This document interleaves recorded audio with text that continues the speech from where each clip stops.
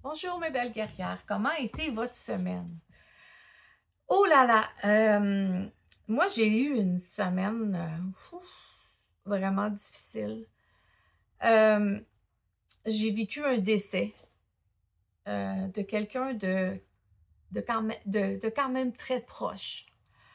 Mon ami et pasteur Patrick. Patrick avait un cancer depuis 3 ans et bien Dieu l'a rappelé. Et comment on agit dans cette situation-là? La journée même, j'ai pleuré, pleuré et pleuré sans arrêt, aussitôt que je pensais à lui. Mais aussitôt que je pensais à lui, les émotions remontaient, je pleurais et je devais vivre ce moment-là.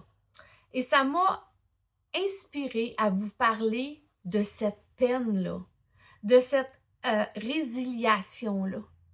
Alors, je voulais vous développer, même en étant dans ce deuil-là, mes guerrières, malgré tout ça, comment on peut retrouver quand même la paix. Et je peux vous dire que la journée que j'ai su qu'il était décédé, je l'ai su comme à 7h30 le matin et j'avais un rendez-vous avec une cliente.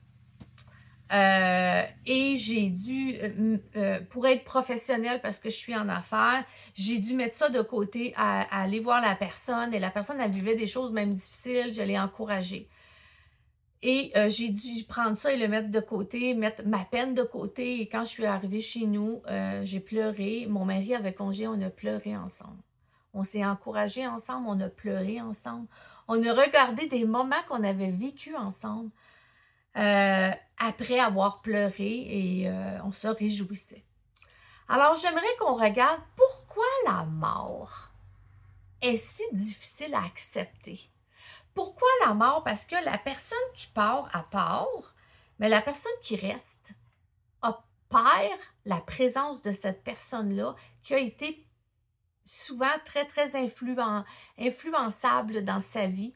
Ça peut être un papa, ça peut être un mononcle, ça peut être et il y a plein de situations de personnes qu'on parle parce que ça fait mal, guerrière. Ça fait mal. Mais pourquoi on est comme ça? Parce qu'on a l'éternité dans notre cœur. Dans Ecclésias, l'Ancien Testament 3:11, Dieu nous dit, Ecclésias nous dit, Dieu a mis l'éternité dans notre cœur. Dieu a mis l'éternité. Donc, nous, on le sait que humainement, la plupart des gens croient que après la mort, il y a quelque chose. Nous, on le sait qu'on est enfant de Dieu, on est chrétien. Après la mort, on le sait que en acceptant Christ dans notre cœur et en vivant pour lui, qu'on s'en va avec. Mais il y a l'éternité. Il y en a d'autres qui vont croire en plein de choses, hein? Des choses différentes. Mais la parole de Dieu nous dit que oui, il y a une éternité après. Et l'être humain, Dieu nous a créés en sachant très bien que la mort ne finit pas là, mais qu'il y a une éternité. Ce n'est seulement la mort du corps et non la mort de l'esprit. Et dans un deuil, il y a 7 étapes à passer. Premièrement, c'est le choc. Hein? C'est le choc. Quand on reçoit ça, c'est comme un bulldozer qui nous rentre dedans. Ça fait mal, mais on est obligé de continuer à vivre avec ça. Hein? C'est vraiment l'étape, c'est le choc en premier, la nouvelle qu'on reçoit. Ensuite, c'est le déni. On refuse de croire à l'information que la personne nous a donnée. Non, c'est pas possible, ça se peut pas. Pas lui, pas elle. Non, je ne l'accepte pas. Surtout quand que c'est un décès rapide. C'est sûr que quelqu'un qui est malade, on va voir que la personne elle commence tranquillement à régresser et que la personne va arriver sûrement là. Fait que donc, psychologiquement, on se prépare quand même tranquillement. Moi, j'ai vécu un deuil, le deuil le plus dur de ma vie, où ça a été vraiment Dieu qui a fait quelque chose quand j'ai accepté le Seigneur dans mon cœur, parce que ça a toujours été là, le deuil a resté. C'était la mort de mon père, qui a été un deuil tragique. Mon père avait 34 ans et il était en voiture et c'est au mois de novembre. Et il a perdu le contrôle et il est décédé sur le coup. Alors, moi, j'avais 7 ans. Et expliquer à un enfant le décès à 7 ans, c'est pas facile. Mais cette peine-là et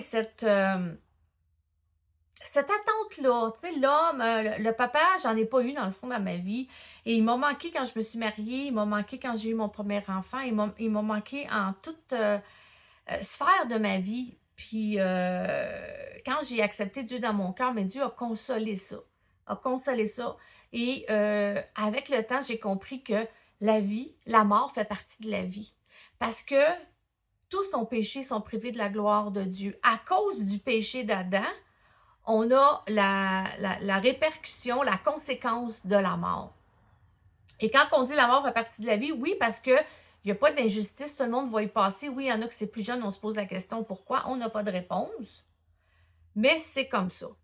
Alors, Dieu choisit notre heure et c'est comme ça, c'est d'accepter ça, mais c'est sûr qu'un décès rapide, c'est toujours plus difficile. Mais quand on a Jésus dans notre cœur et quand on va à Dieu pour nous consoler, le Seigneur console nos cœurs. Alors, je sais ce que je voulais vous dire. La troisième, c'est la colère. Tu sais, des fois, on se fâche, hein? Pourquoi tu es venu le chercher, papa? Ben, c'est sûr que moi, connaissant Dieu, je ne dis pas pourquoi tu es venu le chercher. Je me dis, Seigneur, tu avais quelque chose là-dedans, puis c'était le temps que tu coupais le cordon. Pasteur Patrick était un homme de Dieu avec beaucoup de foi, énormément d'amour. Et le Seigneur est venu le chercher à 60 ans parce que c'était comme ça que ça devait être. Et c'est de se soumettre à Dieu, mais pas de cette façon-là que je veux l'expliquer, mais juste de dire, Seigneur, tu as contrôle de tout. Puis oui, c'est difficile d'être coupé d'une personne, mais c'est possible de prendre un recul puis de ne pas être détruit par ça. Parce que c'est ça, le deuil, ça te détruit physiquement, moralement, psychologiquement. Alors vient la tristesse. Hein? La tristesse, il y en a même qui vont jusqu'à la dépression. La tristesse, et là, c'est là que c'est dangereux. Il y a la colère, il y a la tristesse, hein, parce qu'on est en colère, on pleure, on crie. Et c'est ça, c'est là où ce que je vous dis, à cette étape-là, c'est là que c'est dangereux de rester. De rester dans la tristesse ou de rester dans la colère et qu'on ne décroche plus. Donc, on ne peut pas arriver aux autres étapes qui sont la résignation et l'acceptation. Alors, si vous n'arrivez pas à la résignation et l'acceptation, vous ne pouvez pas arriver à la reconstruction. J'espère que vous comprenez bien. Alors, si vous restez à la quatrième étape, hein, le choc, le déni, la colère, la tristesse, si vous êtes à la troisième et à la quatrième étape et que vous restez là, vous ne l'accepterez jamais, vous n'arriverez pas à la résignation, et vous ne serez jamais capable de vous reconstruire. Et c'est ça que j'avais besoin de vous dire, parce qu'il y a beaucoup de gens qui ont le cancer, beaucoup de gens qui partent alentour de nous, et je trouvais vraiment, le deuil, c'est tabou, puis ça ne devrait pas être tabou, parce que c'est un moment de vie qui est normal dans la vie. Tout le monde passe par là. Il y a des milliers de personnes qui meurent par jour. Alors, on va tout y passer, et c'est quelque chose de normal. Et moi, je veux essayer de vous dédramatiser ça aujourd'hui. Tu sais, souvent, on va se poser la question après, hein, puis à la mort de Patrick, tu sais, ça m'est tout revenu avec le Seigneur, après la mort, qu'est-ce qui se passe, puis on se pose la question, puis si peut-être tu ne connais pas le Seigneur, ben moi, je sais qu'après la mort, il y a un espoir. Fait que pour moi, c'est une consolation, aller à l'acceptation et la reconstruction de cette peine-là. Et que se passe-t-il après la mort? On se pose des questions. Quand on voit des personnes dans le deuil, puis on se dit, qu'est-ce qui se passe après la mort? Puis qu'on voit quelqu'un souffrir, puis qu'on se dit, qu'est-ce qui se passe après la mort? Mais quand tu acceptes Jésus comme Sauveur et Seigneur, tu le sais qu'est-ce qu'il y a après la mort, parce que Jésus le dit dans la parole. Dans 1 Thessaloniciens, j'aimerais qu'on aille voir ça ensemble. 1 Thessaloniciens, Nouveau Testament, chapitre 4, versets 13 à 18, qui nous dit, Élisée, écoutez bien ça. Nous ne voulons pas, frères et sœurs, que vous soyez dans l'ignorance au sujet de ceux qui sont morts, afin que vous ne soyez pas dans la tristesse comme les autres. Comme les autres, c'est ceux qui ne connaissent pas Jésus, qui n'espèrent pas, qui n'ont pas accepté Dieu, qui n'ont pas d'espérance. Ceux qui ne connaissent pas Jésus n'ont pas, ils ne savent pas où aller, il n'y en a pas d'espérance. En effet, si nous croyons que Jésus est mort et qu'il est ressuscité, nous croyons aussi que Dieu ramènera par Jésus et avec lui ceux qui sont morts. Voici ce que nous vous déclarons d'après la parole du Seigneur. Nous, les vivants restés par le retour du Seigneur, nous ne devancerons pas ceux qui sont morts. En effet, le Seigneur lui-même, à un signal donné, à la voix d'un archange et au son de la trompette de Dieu, descendra du ciel, et ceux qui sont morts en Christ ressusciteront d'abord. Ensuite, nous qui serons encore en vie, nous serons tous assemblés, enlevés avec eux sur les nuées, à la rencontre du Seigneur dans les airs, et ainsi nous serons toujours avec le Seigneur. Encouragez-vous donc les uns les autres par ces paroles. Wow! Quel beau chapitre et verset. Nous ne voulons pas, frères, que vous soyez dans l'ignorance au sujet de ceux qui sont morts, afin que vous ne soyez pas dans la tristesse comme les autres qui n'ont pas d'espérance. Alors nous, en tant qu'enfants de Dieu, la parole de Dieu nous dit qu'un jour, on va vivre avec lui.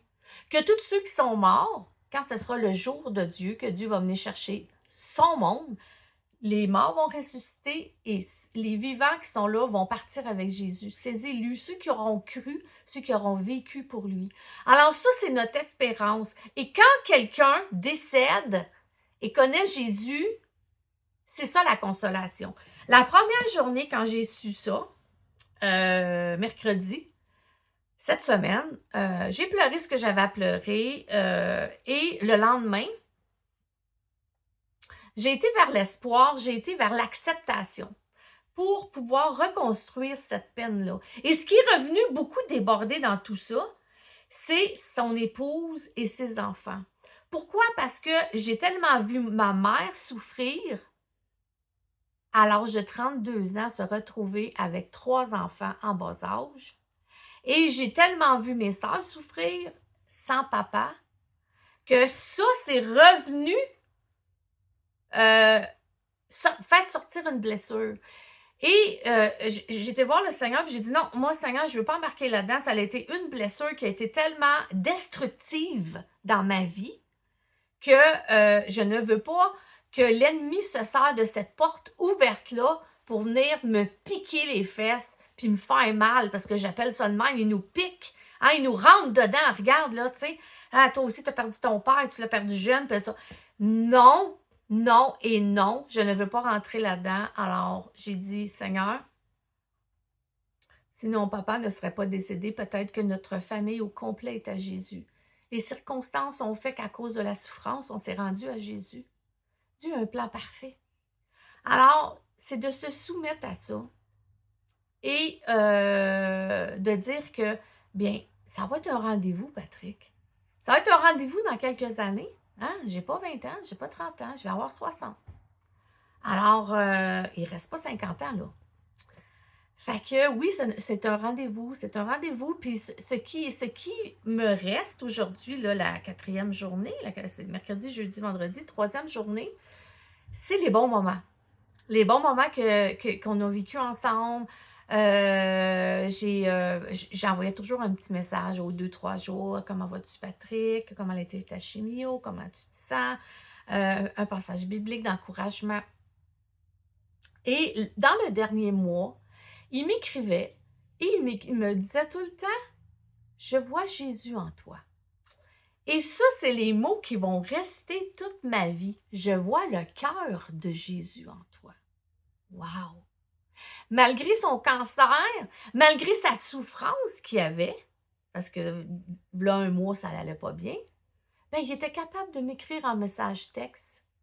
Je vois que tu as le cœur de Jésus en toi. Et ça, c'est quelque chose que toute ma vie, ça va rester. Puis ça va m'encourager à continuer.